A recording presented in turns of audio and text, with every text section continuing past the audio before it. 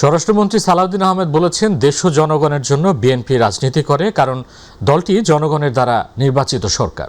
সেজন্য বিএনপি দেশের যে কোনো বিপদে আপদে সবসময় মানুষের পাশে থাকবে। এটি বিএনপির আদর্শ, উদ্দেশ্য ও অঙ্গীকার।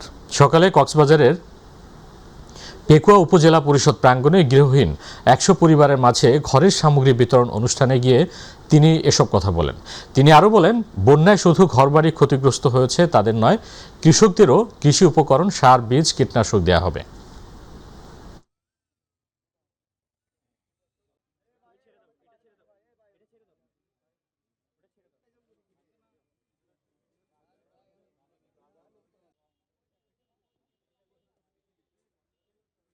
কৃষি উপকরণ, সার, বীজ, কীটনাশক সহ সকল কিছু দেয়া হবে।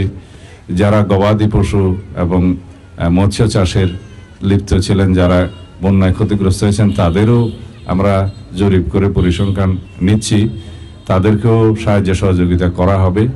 এইভাবে সমস্ত জায়গায় এই স্কুল, কলেজ, মাদ্রাসা, শিক্ষা প্রতিষ্ঠান সকল কিছু এবং রাস্তাঘাট যেখানে যা কিছু ক্ষতিগ্রস্ত হয়েছে সব কিছু আমরা জরিপ পরিচালনা করে সেগুলো মেরামতের ব্যবস্থা নেব ইনশাআল্লাহ।